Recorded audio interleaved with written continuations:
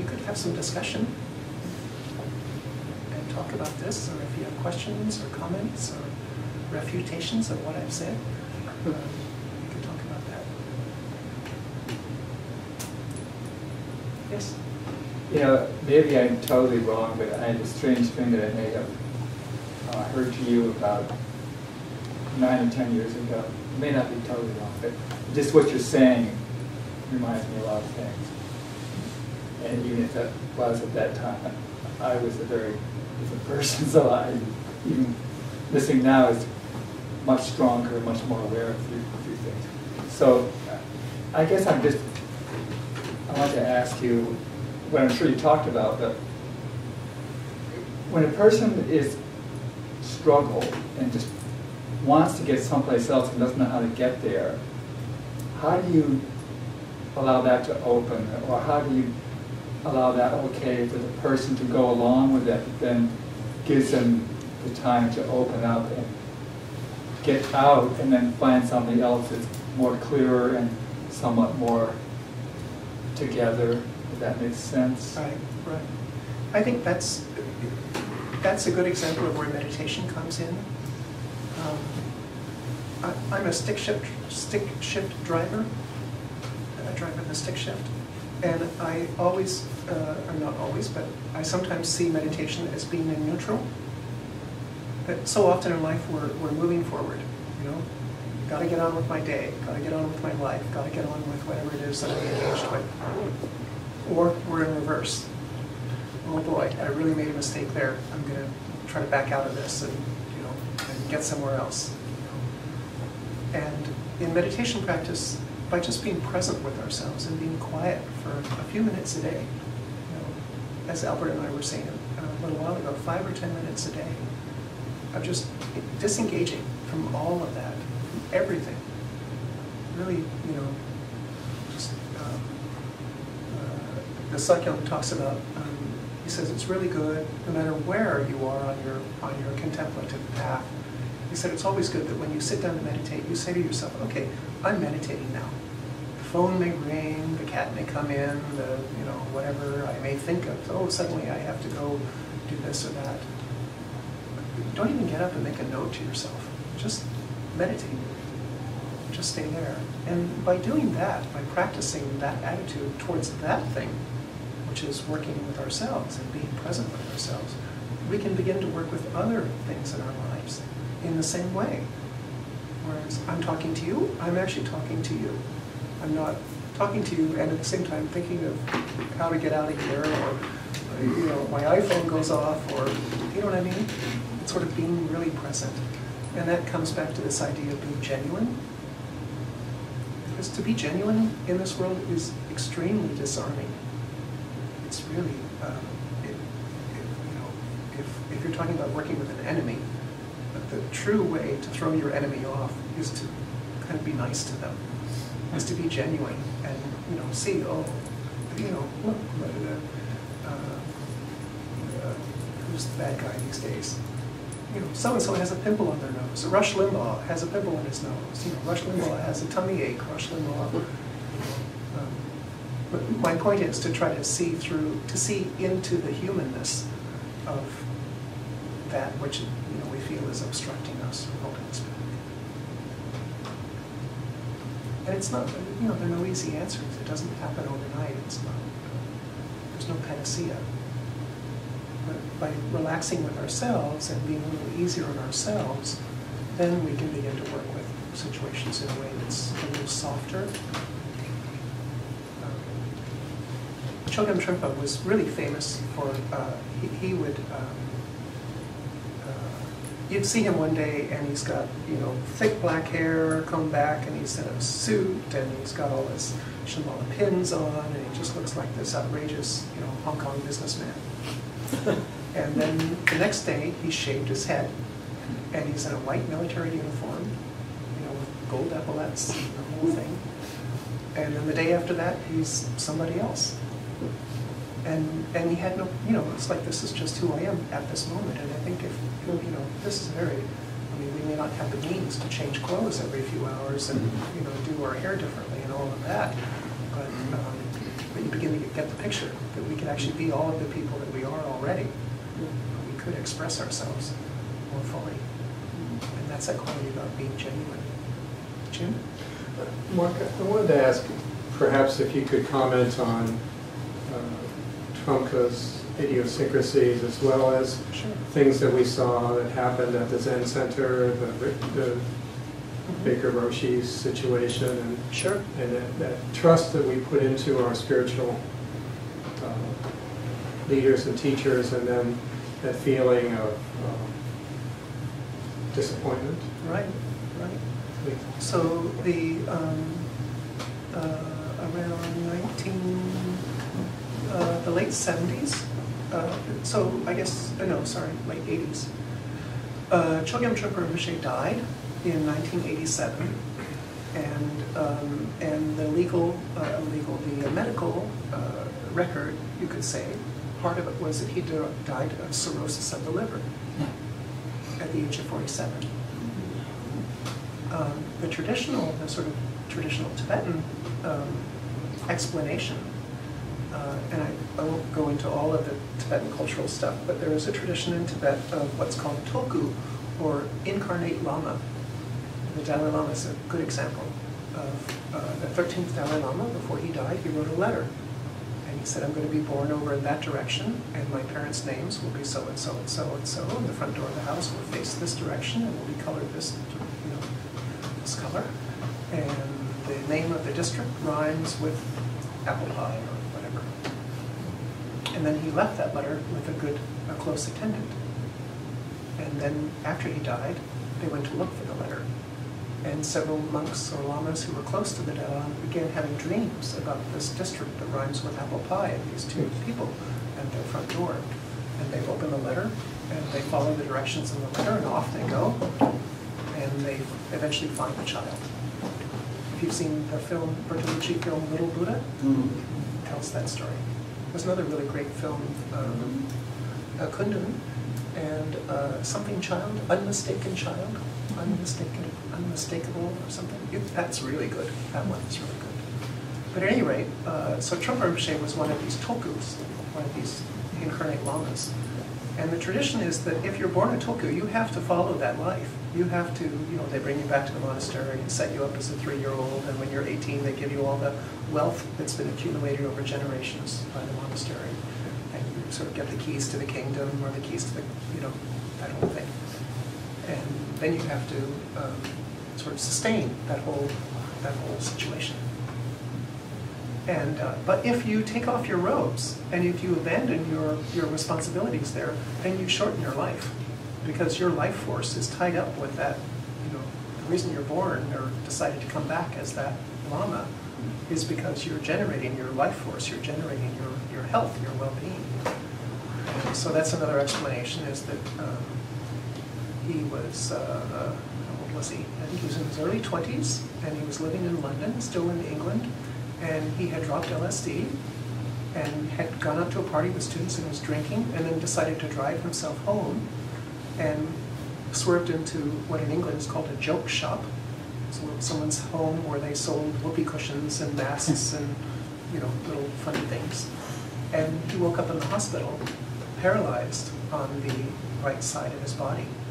Literally, the right side, including his right vocal cord. Everything on the right was gone.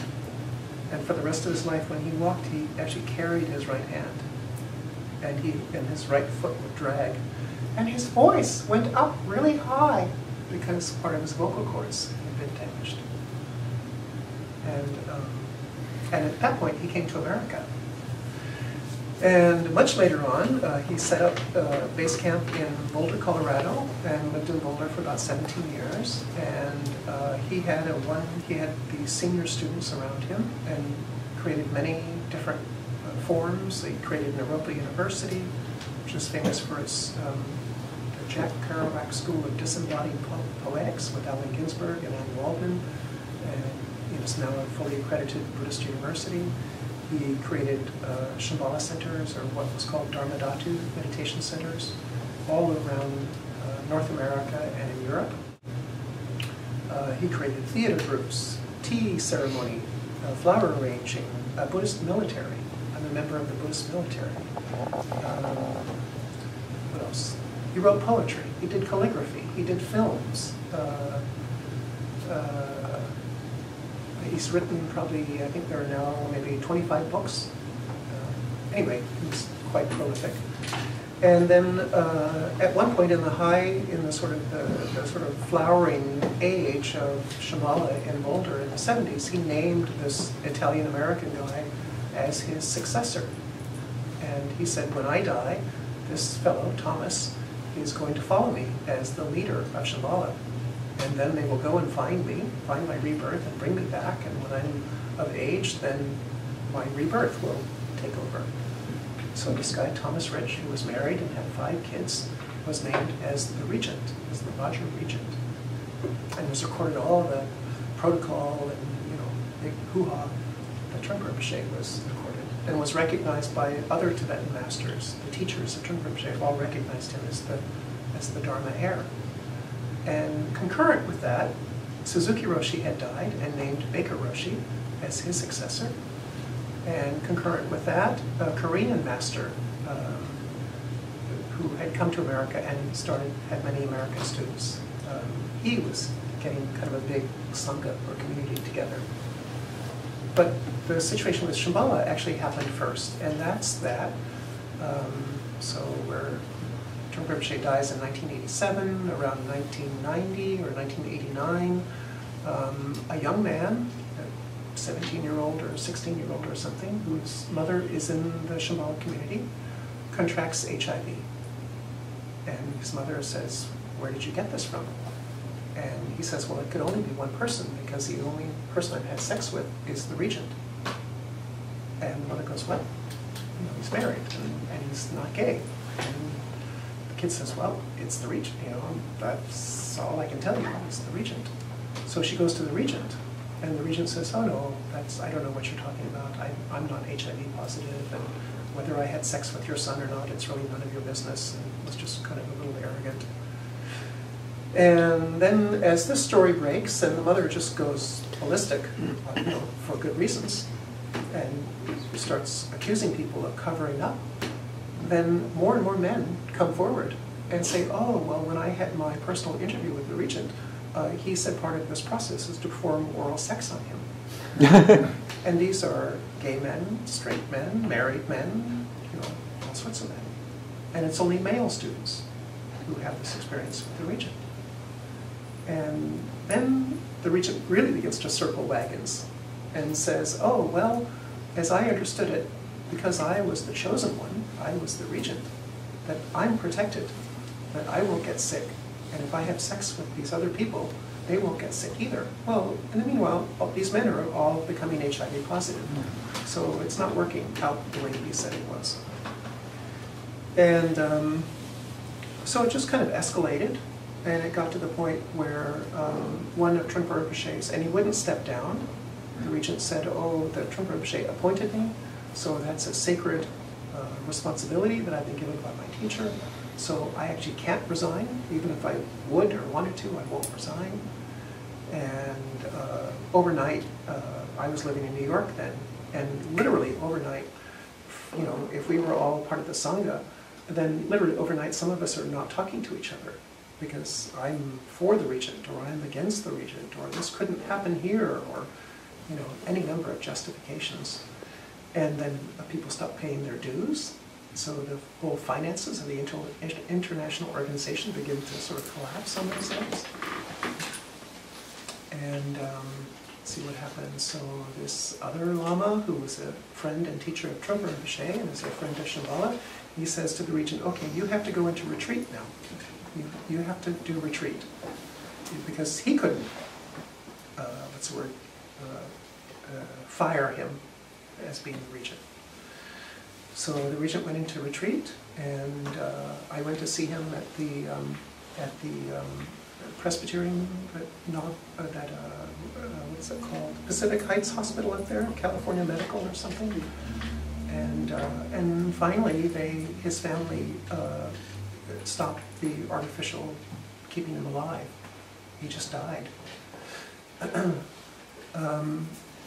So that's his behavior and what he did. and it shredded the fabric of Shambhala for probably close to 5 years. There's some people now who still won't either talk about the regent or feel the regent was right.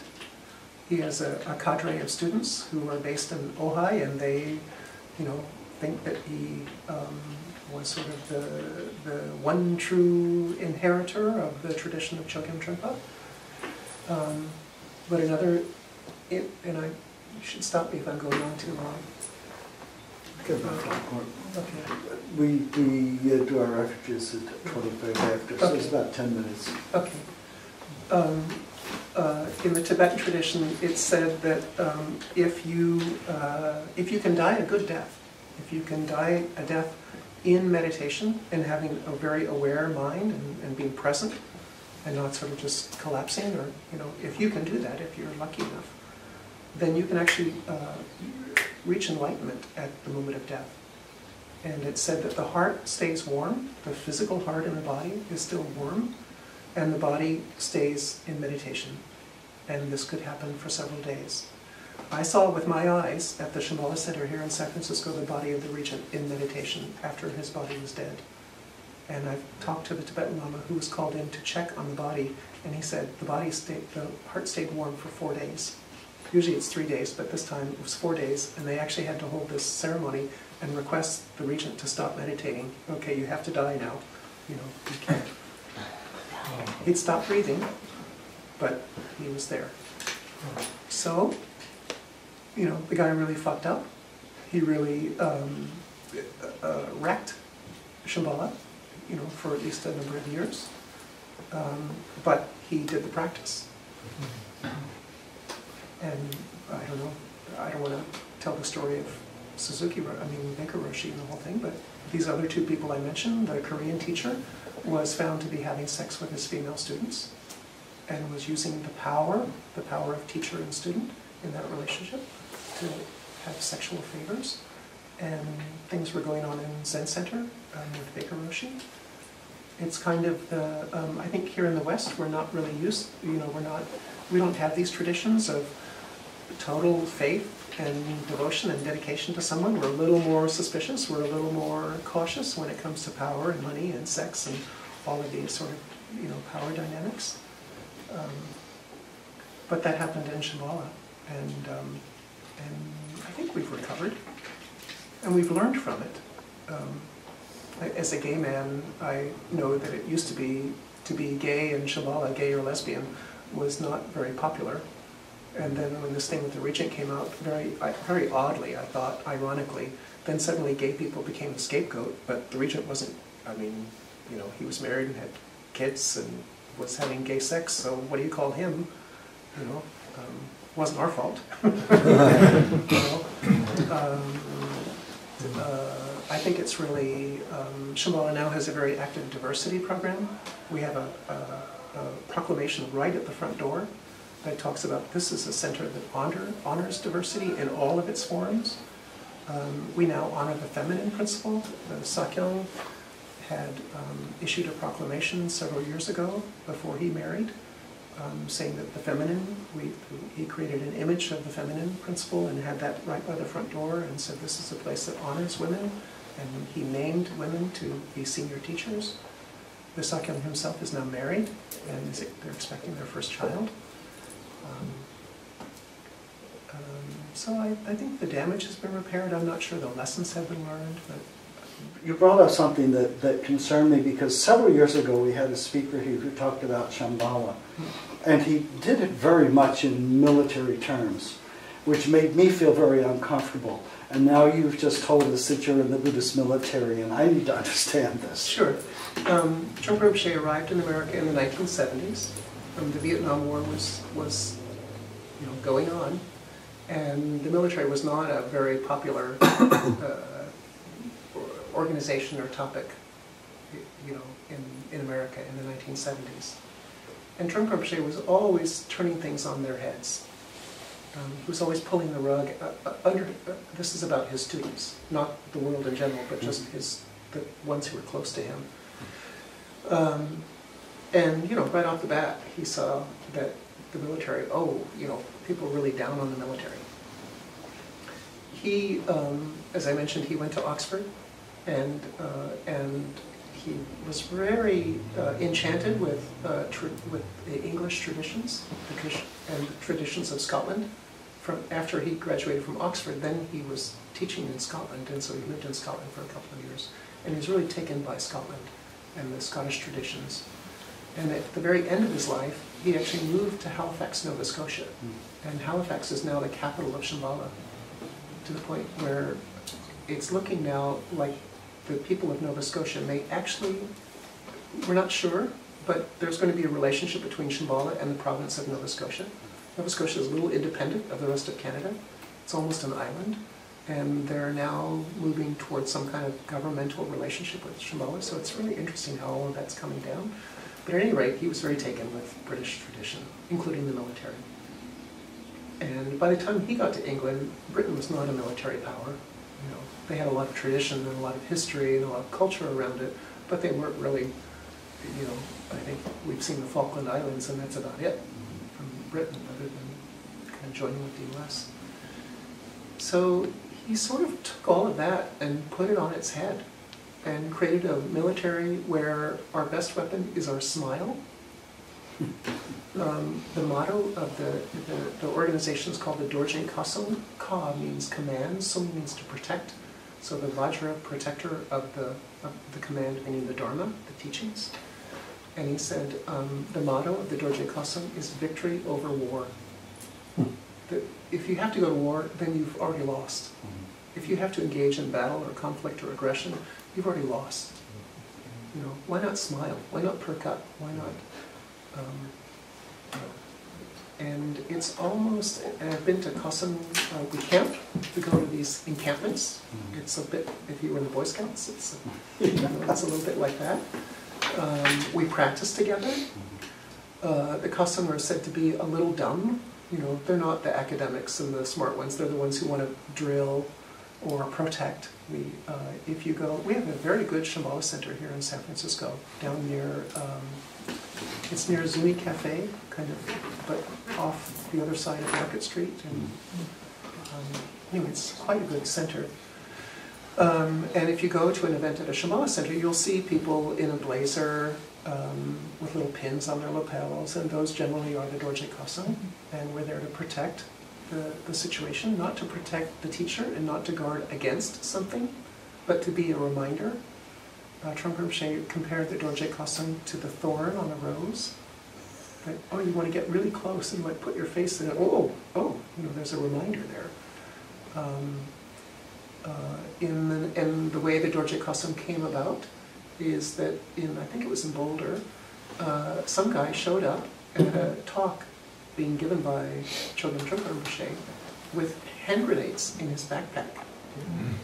And because he was very controversial, you know, and he might be, if you were straight, he might be sleeping with your girlfriend, you know, or was drunk and said something and you were offended, or any number of things. That if you've worked with energy at all, you know that the more awake and alert and kind of centered you are, the more that attracts sort of little, you know, the blue meanies who want to kind of, you know, eat away at that sort of wakefulness or health or something. And it was that sort of situation where the more enlightenment there was, the more truth was being proclaimed, the more somebody wanted to come along and go, oh, well, not really, you know, I don't think so, that's not good, sort of thing. So that's actually where that got started. But throughout his whole life, he played with it. It was all about having a sense of humor about it. And even now, the Sakyong, who was raised in the Dorje Kasung, and really, it's his favorite practice. He's really disappointed when people get uptight in the Dorje Kasung, when they begin to have power trips. So I'm guarding the door, and now you can't go in. Oh, well, that's not what they're for.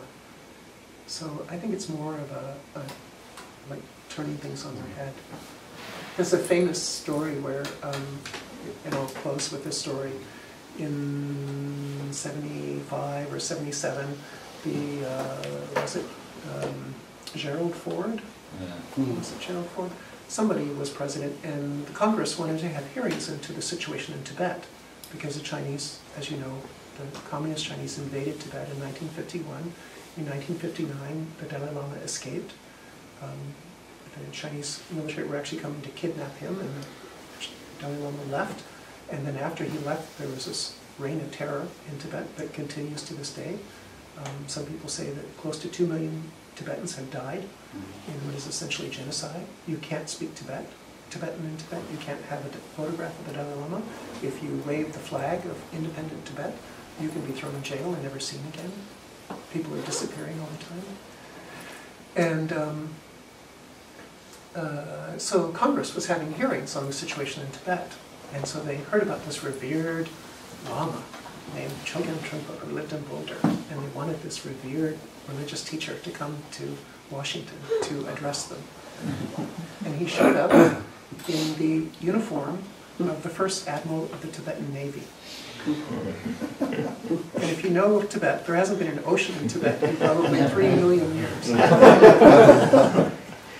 White uniform, epaulets. Isn't that what's called crazy wisdom?